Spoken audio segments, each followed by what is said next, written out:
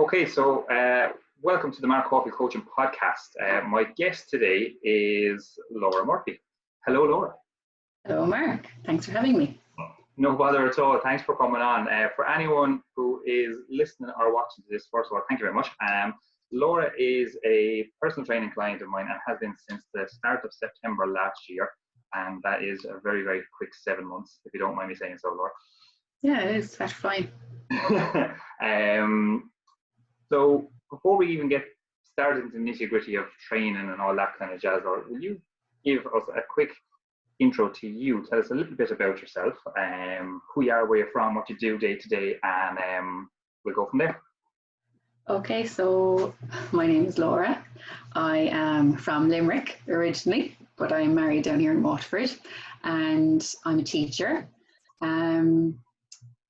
I've just had not just had a baby. I have a nearly 1-year-old baby. Isn't it? Yeah, he's in 4 weeks' time. He's going to be 1. He's actually 11 months today. Wow. No, wowzers. Yeah, that's. What else do you want to know? Well, that's cool. So basically, you had to come down to Waterford and get the good bloodlines for the hurler. No, I came down to Waterford to give a few tricks and skills to the people of Waterford about hurling, and it seems to have worked. Maybe we can get at this stage. I was laughing. I was only saying to my brother there, I think it was last week, saying that the 1 year I put a few Bob at Waterford to win it all Ireland and they cancelled the championship. Oh God. So yeah, basically, what we'll do is I just want to have a little chat with you about your health and fitness journey, I suppose, from starting in September and all the way up to present day, right? We'll talk a little bit about lockdown and all that kind of jazz then as well as we get towards the end of it. But before you had started with myself, what kind of, had you done any exercise previous to your pregnancy, and did you exercise during your pregnancy? Oh, I tried it all before my pregnancy. I signed up to every single online exercise group and tried every gym, did semi-personal training, classes. I did recalibrated bodies online. I tried everything. So I've tried every single fitness class you can imagine. I've obviously enjoyed it all, but nothing I did previously I stuck to. I was always doing something, but there was never one thing that I stuck to. And then during my pregnancy, I tried to stay as active as I could. So, for the first 12 weeks, I didn't do anything. I was just afraid to do anything because obviously it was my first baby, and I didn't know if I should be exercising or whatever. So then after the first 12 weeks, I spoke to my doctor, and my doctor said I could exercise lightly. He told me not to get my heart rate above 140. So I got a Fitbit just because I didn't know if my heart rate was going to be over 140 or not. And then I did light exercise. So I might have gone to the gym, gone for walks. But then towards the end of my pregnancy, I had sciatica. So I found it very difficult to even get off the couch. So I put on a lot of weight towards the end because I just couldn't move. And then I was bored, so I kept on eating. So it wasn't just the movement. There was a number of factors. But yeah, I've always been active. That's awesome. And did you find, you mentioned there that you had tried a lot of different kind of gyms or programs or whatever, and you said that you didn't really stick to anything. Can you put your finger on why you didn't stick to a particular program or a gym or something like that? Was it something they were doing or something you found that you just needed variety, or what was it? For the online things, I think, it was all kind of cyber. So there was no, I wasn't answerable to anybody that I knew, or I wasn't meeting someone, so I didn't feel bad if I didn't get a workout done. They didn't know if I was doing it or not. Now I was doing it, but I wasn't obviously trying as hard as I would if I was doing, say personal training 1-to-1. And then in the gyms, I remember spinning classes I used to go to, and I used to be going spinning 5 times a week thinking I was great. But I remember I used to sit at the back of the spinning room, and when they were saying up the resistance, I wasn't up in the resistance at all. I was coasting along down the back thinking I was the biggest athlete ever, going spinning 5 times a week, but not pushing myself at all. So I don't know. I think I just need to be answerable, and I need somebody to give out to me if I'm not doing things that I should. And yeah, I just need. I'm laughing at when you said you used to have the spinning class and you used to kind of ghost spin the dial, because that's something that when I used to instruct spin, you'd have one or two and you didn't know who was doing it, and you just say right up to this, and you see them kind of having a quick look around. They might do that, but not actually. Yeah, that's what I used to do. Oh, you're not alone, trust me. And my legs used to be going 90. Like on hills, my legs used to be going 90, like.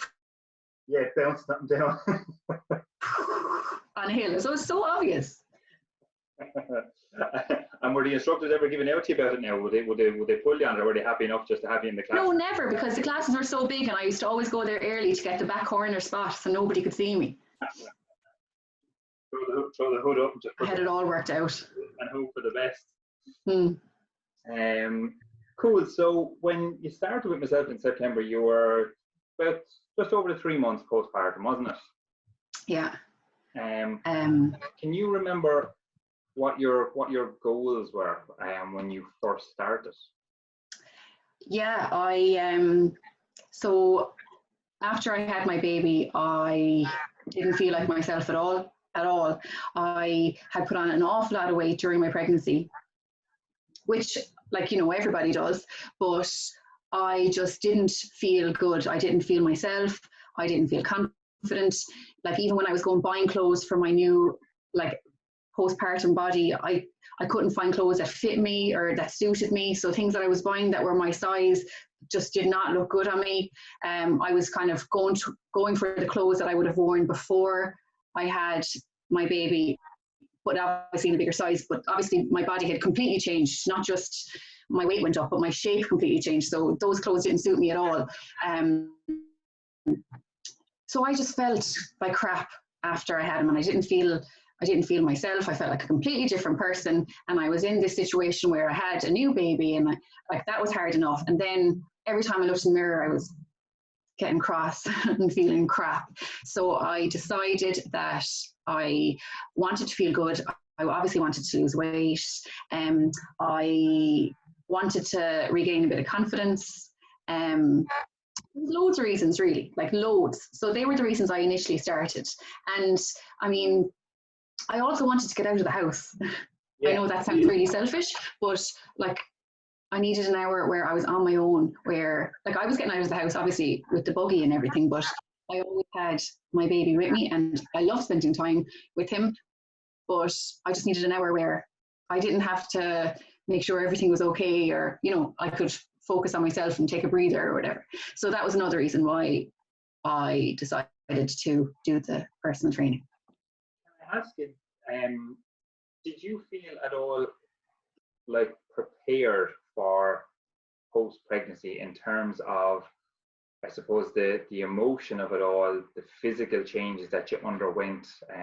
Like, did you feel like there was enough support for you as a new mom from either medical professionals or even from like your own doctor or family and friends that you were equipped enough or knew enough to realize, I suppose, that the changes that were happening were normal as such? And even though you weren't overly happy with maybe the body you saw in the mirror or that kind of stuff, did you feel in any way kind of prepared for that? I know no one's probably ever prepared for it, but was it all very unexpected that you felt that way? And did you feel kind of down, maybe not knowing, is this normal? Or yeah, like I really didn't expect the reality of motherhood. I mean, I love it, and I love everything about it. I have to say, it's the best ever. But I didn't realize that, you feel sad all the time at the beginning. I thought I was going to come home and I'd have this lovely new baby and everything would be great and my body would go straight back to normal, and like it wasn't that way at all. I actually decided to feed him myself, so my hormones are up and down. I just felt like I couldn't leave the house at the beginning. Obviously my body wasn't what it was before, and that was really getting me down. And I wouldn't ever have been I mean, like, if somebody had told me that their weight and their body was really getting them down, I'd have told them to cop onto themselves, you know, that it's obviously, there's obviously more important things, but Jesus, like, it really got to me. And like, I remember when I was buying the buggy, before he arrived, obviously, the lady in the shop said, oh, eat everything now. It's your only chance. The only time you can ever just eat it all is when you're pregnant. And I listened to her and I did eat it all. Like, I had everything. Oh my God, that was the worst bit of advice I ever got, because it's taken me so long to get back to normal.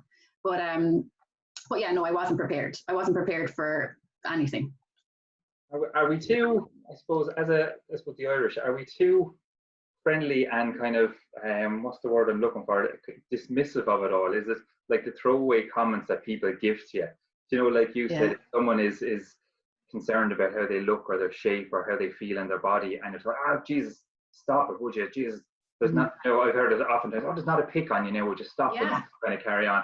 Like, sometimes, do you think, now obviously probably not to a lady who's like 3 months postpartum giving him tough love because she could tip him over the edge. But do you think there's a place for that kind of, to open up that conversation between people, and like that lady in the shop that might have said, oh, eat everything now, blah, blah, blah. It's a throwaway comment. She probably meant no harm by it at all. No, exactly. And she was only being lovely. She was so nice. She was being so nice and being, you know, jovial about the fact that, you know, but like, I obviously took her to the letter of the law. I followed exactly what she said and did eat everything. But another, like, I remember, like, I put on a lot of weight during pregnancy. So I was very big. But I remember everyone used to say, oh, you're so neat, you're all bump. I wasn't all bump. I was everything. I was all everything. It wasn't just bump. I have photographs and like, it wasn't just bump. But because people were saying, oh, you're so neat, I believed them. Like, I believed that I was neat and that I was just all bump. And then looking back, no, I wasn't. So like, I still ate all of the crap that I probably shouldn't have been eating, because as far as everyone else was concerned, I was all bump. I could eat what I wanted. I'm so neat. So even though I knew myself, I was kind of making an excuse for myself by listening to the lies that other people were telling me. I think, like you said, there is a fine line between using excuses and like having genuine reasons.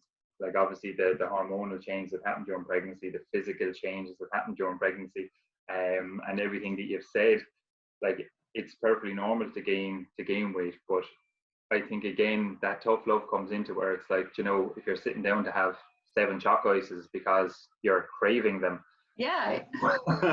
does it get to a point where someone needs to say to you, look, well, it's normal to gain a little bit of weight, it's not normal to gorge on everything for 9 months, and then you're looking back at your body then after your delivery and thinking, oh, Jesus Christ, why did I do all that? And then you have all the guilt associated with, oh, Jesus, maybe I should. That's exactly what I felt.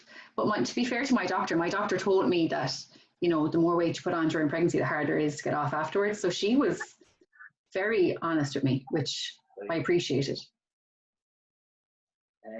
One thing that I love that you said as well is that you try to spend 1 hour on your own on a given day and stuff like that. And I think that's something that's so important as well, just for your mental health, because I think a lot of new moms will have that amazing sense of guilt. You know, even if it's just leaving the child with the dad, or, you know, other relatives and stuff like that, that they kind of feel like, I need to be with my child 24/7, and at the detriment to themselves almost most of the time, because you might forget to eat for like 12 hours because you have a crying child, they might be feeding, you have to do bottles. Forget to eat? I don't know what house you're in. I don't think I've ever forgotten to eat. But like, did you ever feel that sense of guilt spending that alone time, or just even judging from what you're saying, you were very, what's the word I'm looking for? Like, you were very adamant that I need the time alone. It's normal, and I have to do it. Yeah. No, I didn't feel guilty, and the reason I didn't was because I was feeding him myself. Like, I was doing all the feeds, all the nights, you know, every minute of the day that he needed someone. Like, it was mostly on me. Obviously, God, my husband wanted to do everything, but he couldn't because I was feeding him. So like he's brilliant, and he has been brilliant from the minute we came home from hospital. He was unbelievable, but he couldn't do the feeding because I was doing it myself.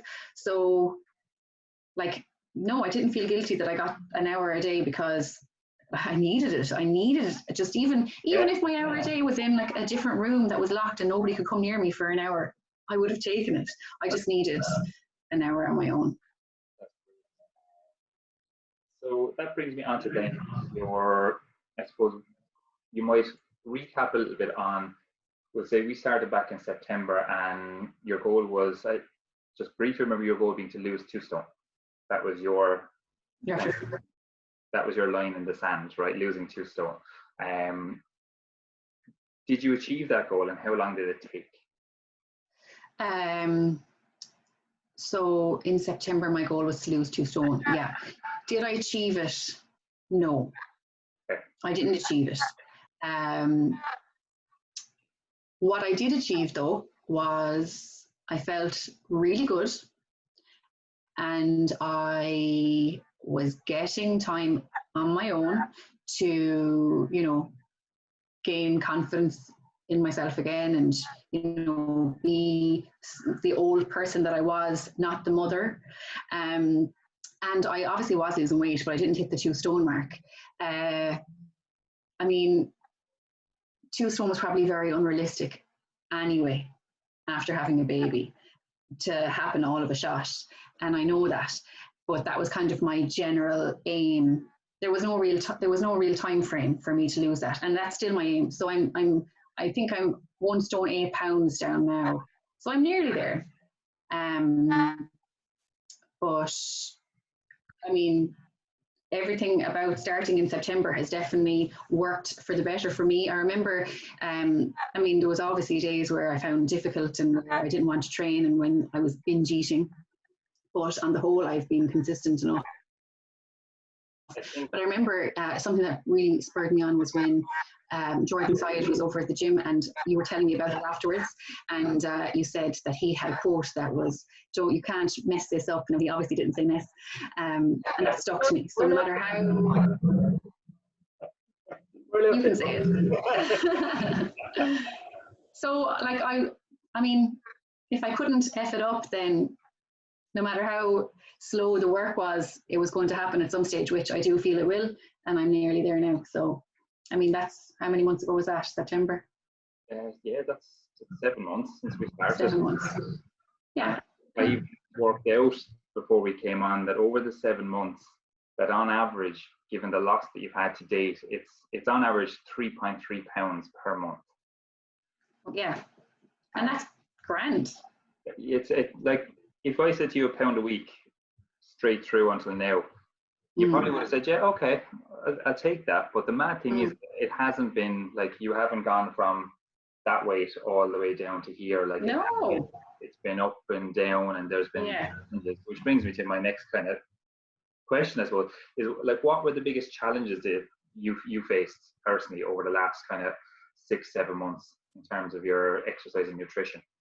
The biggest challenge at the beginning, like without a shadow of a doubt, was sleep. Without a doubt. Like, it used to frustrate me, the fact that I was exercising loads, I was keeping a food diary that I was giving to you, and I was trying my best with the food diary, and I was still not losing any. Well, I was losing a bit weight, but not as quickly as I wanted to. And I remember I used to be going to all these mother and baby groups, and all the mothers used to be so slim and, you know, full of light, and they looked so well, and I just felt like such a frump at them. And I remember saying it to you one day when we were doing our PT, that, you know, obviously I'm not down as much as I want. I'd love to be down more. I'm at these groups and all these mammies are looking great. And you were saying, like, I bet you their child probably, you know, their child has a different sleeping pattern to yours, and, you know, and you're so right. Like, that, it was what happened. So I wasn't, like, my baby wasn't a great sleeper. So through the G's and the reels, I wasn't getting much sleep. And because I wasn't getting much sleep, my diet was affected, my mood was affected, my energy levels were affected. So that was my biggest challenge. And then, I mean, the fact that I was comparing myself to other people was obviously a challenge, because no matter, I mean, even if everything was going right for me, I still wasn't as glamorous as so-and-so, or, you know, had lost as much baby weight as another person. You know, that was another challenge, which in hindsight, I obviously shouldn't be comparing myself to other people. And another challenge I found throughout the whole lot was childcare. So because I'm from Limerick, all of my family are in Limerick, so it's difficult to give myself the hour to work out away from the house a lot, because my husband is obviously working full time, and then so my mother-in-law has been brilliant. She's been taking my son for when I go to PT with UMAC, and without her now I wouldn't have been able to go at all. So I just found childcare was an issue. I would have obviously loved to go to the gym more than 3 times a week, but that was my quote. I didn't want to be asking for any more. So they're my biggest obstacles, I think.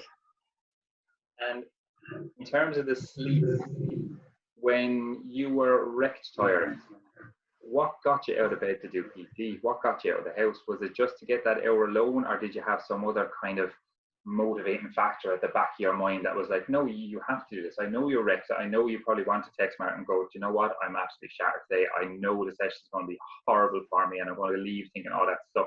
But was there something that got you out of the house on those given days, just to say, well, do you know what? Regardless of how tired I am, I'm still going to smash a workout. I'm still going to do it. Yeah, like there were loads of different factors on how I got there, even when I was really tired. Like the first one was obviously it was time away from the house for myself. Another thing was like the PTs were scheduled. So, you know, I didn't want to be at the drop of a hat texting you to say that I wasn't going to be going when we had already made an arrangement for that time.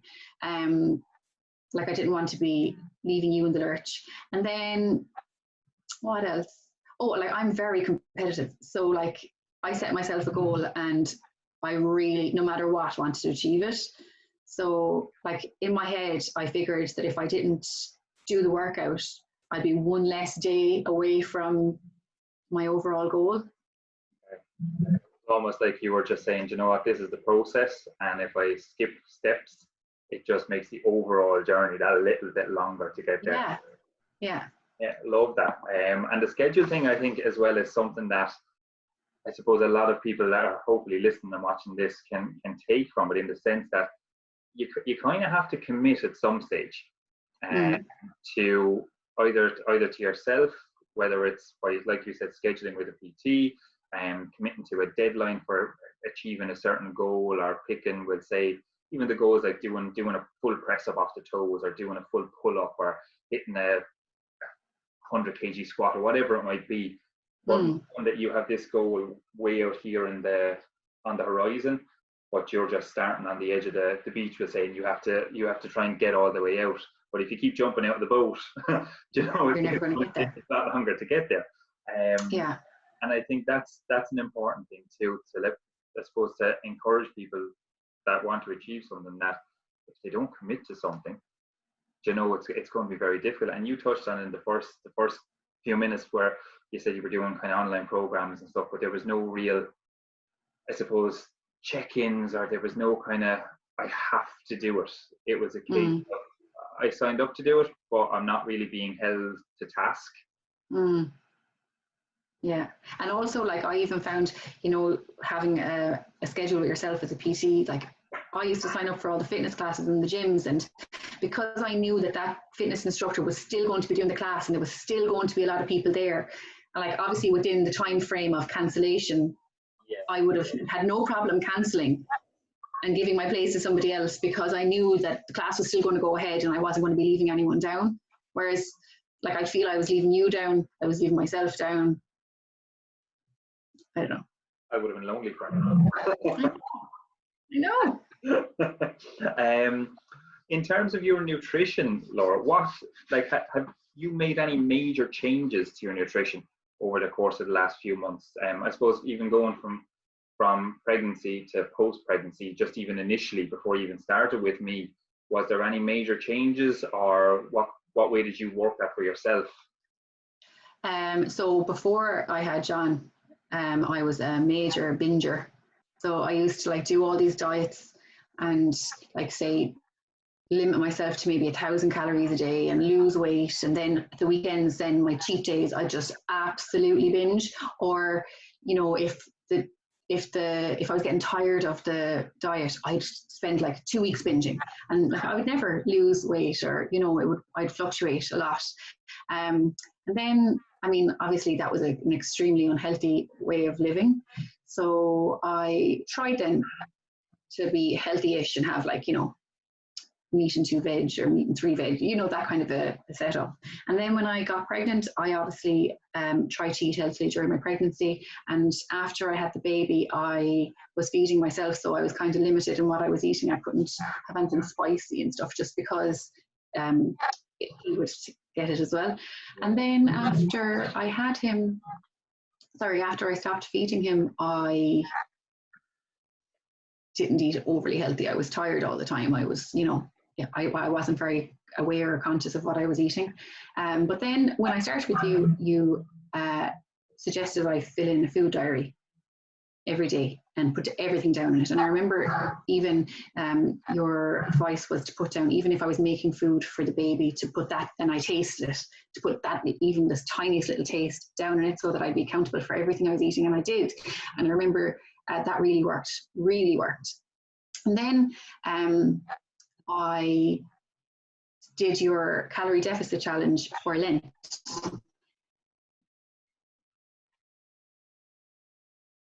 And the challenge before, because like all along when I was doing these diets and whatever, I'd always stop myself eating the sweets, or stop myself eating carbs, or, you know, I'd eliminate food groups from my diet.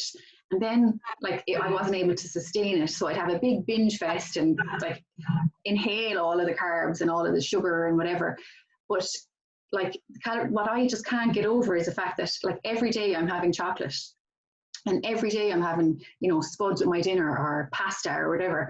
And I'm still staying within my calorie deficit. So I'm more aware of, say, the amount of calories I'm taking. So if I want to get a takeaway, I can still get the takeaway, but I just have to be aware of what I'm eating for the rest of the day, or, you know, compensate for it or whatever. And it's like, I'm after losing 1.5 stone, more than 1.5 stone since the beginning of Lent, purely from counting my calories and becoming aware of what I can and can't eat, yet not depriving myself of anything. So I've definitely become wise. It's awesome to hear you talking like that, because it's almost like it's pride. I feel so proud. It's because it's, you know, when clients have their kind of aha moments, it almost feels like, right, they've almost learned it for themselves, and it's not being forced upon them. So there's no pushback. There's no kind of like, well, I did it my way before and it's going to work again type of thing.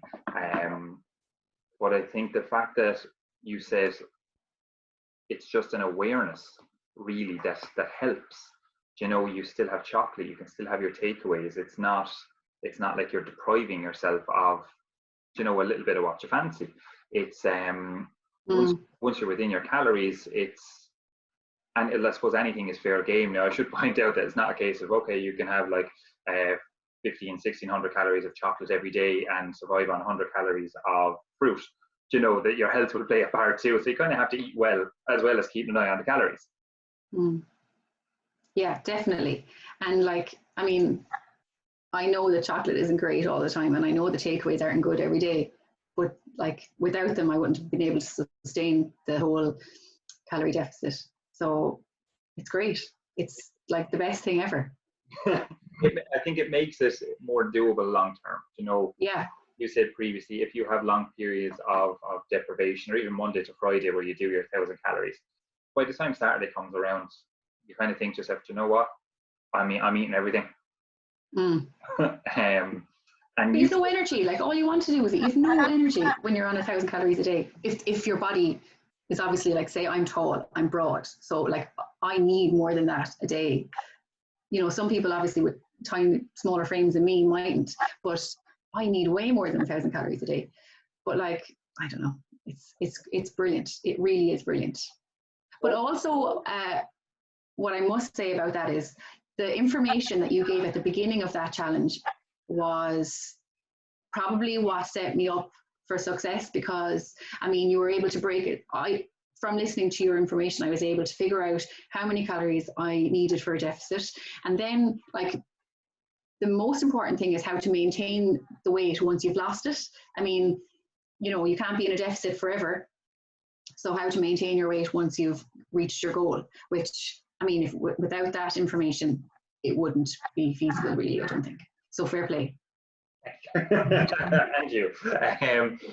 Like, I think something you touched on there as well is that, save me, when you had that deprivation, then you had the abundance. So you went from very little to probably too much, and you said that you would binge, and you would kind of use cheat days to totally overdo it.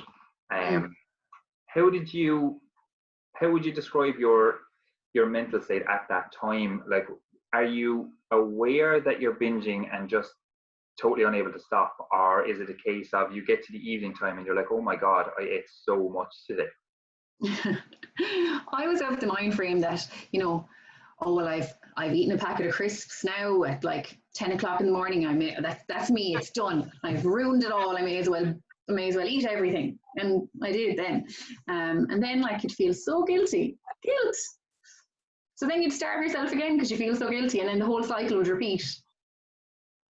I was going to say, I was going to ask, how do you deal with the guilt? Or you said you feel so guilty for what you've done that you just do it again to try and offset the abundance. You go into deprivation all over again. Yeah. And another thing like that leads to that as well is, like, I was going on obviously a lot more nights out back then than I am now. So, like, if I overconsumed alcohol, say on a Friday night, the Saturday was a complete write-off. There was no way I was going to be eating healthily on the Saturday. All I'd wanted was a hot chicken roll or a can of Coke. And then once you have that, you have a takeaway then that night. And it was, thinking back on it now, my God, but I suppose we all did it. That's it, and it's all done.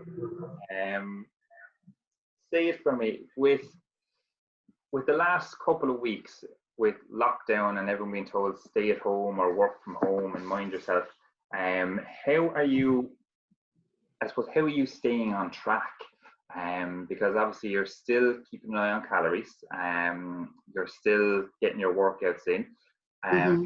What motivates you? What keeps you doing that? You know, like, have you had times where you're just like, you know what, I'm having one of those fuck up moments and I'm eating all the chocolate? You know, what keeps your positive mind frame? How do you keep on top of it? Well, like, I figure during lockdown it's either going to go one way or the other. Like, you could either, if I wasn't focused on what I'm eating in a positive way, it would go downhill pretty quickly. Like, I would binge. So, I mean, I found, like, lockdown kind of started around the same time as Lent did for your calorie challenge. And I was focused on something. Like, I found having something to focus on during the day really got me through the day. So I saw that as my challenge to get through each day, was to make sure I was under my calorie deficit.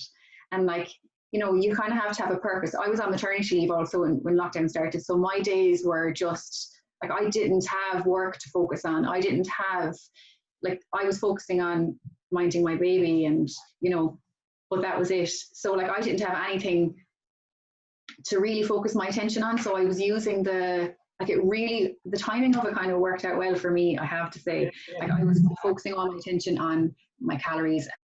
You know, I feel good after working out as well. And, you know, the weather's been great for lockdown. So we go out for walks every day, long walks, get my workouts in Monday to Friday in the mornings when I can. And it puts me in a great mood then for the rest of the day. And also it's something to do during the day because the days are long enough. So, like, even when I don't want to do the workout, I'm like, oh, it's an hour out of such a long day. So I may as well, like, what else am I going to be doing? Laura, what would you say would have been your biggest achievement in the last few months, either in the gym or outside the gym, and either physical or psychological? What has been the biggest thing that has changed for you? Since I since September. Yeah. Definitely, I'm just so delighted. Like, there's so many things I've achieved and I'm delighted with. Obviously, I am so delighted that I'm down 1.5 stone. I am back in the clothes that I was wearing before I had my baby, which is a huge thing because that was really getting me down. I feel so much better mentally, and I also feel better physically. Like, my confidence is after coming back. I feel great, and I know we're all in lockdown and it's really stressful and it's such an anxious time, but like, aside from that, I feel really good. So that is probably the best thing, the fact that I feel great, and I do feel great. Brilliant. I think it's very underrated that people will solely use the gym for physical changes, when I think, in my experience, and I know because you've just said it in your experience, that the feel good factor that comes from it, a lot of the times can really outweigh the physical changes, because, like, yes, you may feel, you may kind of, your body shape will change and you fit into like clothes more comfortably, or you have more confidence in your own body, but that brings itself into other areas of your life then as well. So like that, if you feel better about yourself in your own body, all of a sudden then you might find your mood is better, so your relationships become a little bit more jovial and happier, and you're doing more, you're more inclined to go for the walk rather than saying, oh, I can't go out for a walk, I feel horrible and I don't want anyone to see me outside the house, my hair is all over the place and things like that. You just have that little bit more get up and go, I think, is, in my experience, that's what I've seen in people that make definitely it. And I feel like I have more energy to play with the baby, and I'm so much nicer to be around as well because I feel happy. Yeah, brilliant. What's that saying? If you don't have a smile and you smile at someone else, now you have a smile, but they have one too. So it has that snowball effect that if one smiles, you're going to pass it to somebody else.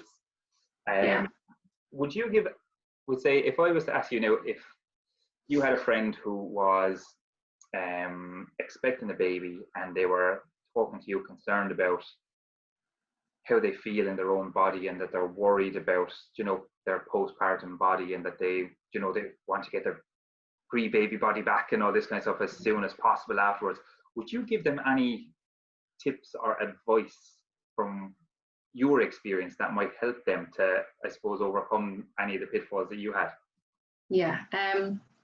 I mean, I could advise them on things, but I know, like, if somebody said, oh, like, me saying that isn't going to stop somebody comparing themselves to somebody else, well, you could advise them to stop. Like, delete people off social media who make you feel insignificant, or make you feel bad about the way you look. What else? I mean, it's really important to give yourself the time to focus on yourself, whether that might necessarily be exercise. That could be going in to read a book for half an hour in a room on your own. Like, it's whatever works for the individual, but definitely you need time for yourself after having a baby, because I mean, my life completely changed after having my baby. Like, I used to be going out and I was really sociable, and like, I mean, I'm so happy not to be going out at the minute. I love my life now, but it's so different. So, like, I'd advise people to just give themselves the time, because you don't have that time and your life does change a lot. But I definitely would be advising, if anyone is so much easier when you have one-on-one and you're focused, and that person is solely focused on your goals and not the goals of like 20 other people in the room. It's great. I love what you said, because I think to stop comparing yourself to others, I think is so important, because nobody has the exact same situation as yourself. Nobody has the exact same body issues or metabolism or height or weight or anything. Yeah, exactly. Giving yourself the time I think is probably the most important one, because I think the celebrity mags and stuff, like you said, that you see online, you know, so and so celebrity had a baby 6 weeks ago and they're doing a bikini shoot all of a sudden in Bali. Yeah. You know, and it's airbrushed within an inch of their life. You know, if they had Yeah. a condition, they have no scar. They must have had the baby through osmosis or something. You know, the person might have starved themselves throughout their pregnancy. You know, they might have serious mental health issues because of the way that they've dieted before or after or during their pregnancy. And I think the last part about getting some one-on-one advice, you know, and whether it's a PT, whether it's your GP, you just need someone that will focus on your situation and your goals and your reason for wanting to do it, rather than a one size fits all. You know, oh, this is my post-pregnancy plan and doing that.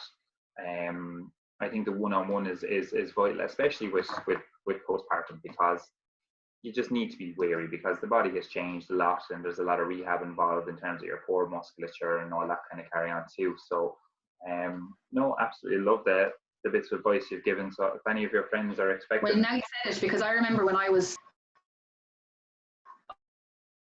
wanted to go down the line of PT, and like I'm not from Waterford, so I wouldn't be au fait with all of the PTs and the gyms or whatever. So I did a lot of research before I signed up with yourself, and you were recommended to me actually by a friend. But when I went on your website, I was really impressed, because your forms were so thorough in respect of the client's overall health. And like, I remember filling out forms about when I had the baby and how my body is now and how my recovery is postpartum, how many weeks I am postpartum. Like, not very many gyms or personal trainers even divulge into that. So that was definitely what swayed me towards yourself, Mark, because that's so important. Brilliant. Yeah, I think on that, I think being thorough is something that you have to be. You know, it's not a case of going in and like meeting you in a gym for the first time, saying, "Oh, you just had a baby, congratulations, let's do some squats." Yeah. You know, because when you understand what can happen with the female anatomy and physiology post-pregnancy, it helps a lot to kind of empathize with someone's situation. Like if you're coming in, like you said, and I mean, I think some of the first questions I was asking you when you come into the session was, well, how did you sleep last night? You know, I think that comes from me having kids as well. You know, I think that it's a case of, right, you have a 3-month-old at home or a 4-month-old at home. Have you slept? Did you eat before you came in? Do you know, how's the mood today? Do you know, do you want to chat? Do you want to talk to an adult about anything today? Yeah, it was like a counselling session. 3 times a week. Like, I think there were sessions where we probably chatted more about what we were watching on Netflix than actually about exercise and nutrition, you know, but I think you need that. That's what we needed, obviously.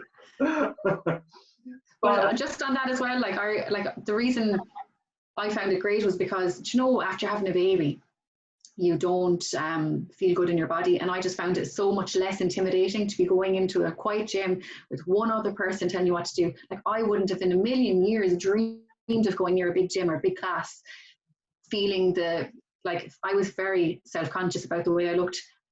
No way would I have even entertained the thoughts of going into a big room or, you know, comparing myself to others. So the fact that it was one-on-one, definitely, you know, that was the reason I made that decision as well. That it was less embarrassing, I suppose. I'd be very self-conscious walking into a gym with a Limerick jersey on me, in fairness, so I don't blame you for going one-on-one. Oi, now. Yeah, we'll see, 2021. I'm telling you. Laura, listen, that was an amazing chat. Thanks so much for coming onto the podcast with me. Thanks for having me. I hope you enjoyed the experience as well, and we'll hopefully get a few people listening to this on the podcast and maybe watching it on YouTube as well. So yeah, thank you very much for coming on, and I'm sure you'll keep smashing the workouts at home and tracking the calories and working hard towards your goals. Hopefully. Please, and hopefully by next month as well, some of the restrictions will be lifted and you'll be able to have a little party for John. Yeah, exactly. Oh, hard to believe it's here, but yeah, hopefully now everything will go back to normal and everyone will be safe and there won't be too many casualties. Laura, thanks a million for coming on to the podcast. No, thanks for having me. For anyone that has been listening and watching so far, Well done. thank you very much for listening and watching. And I'll talk to you all on the next episode of the Mark Caulfield Coaching Podcast.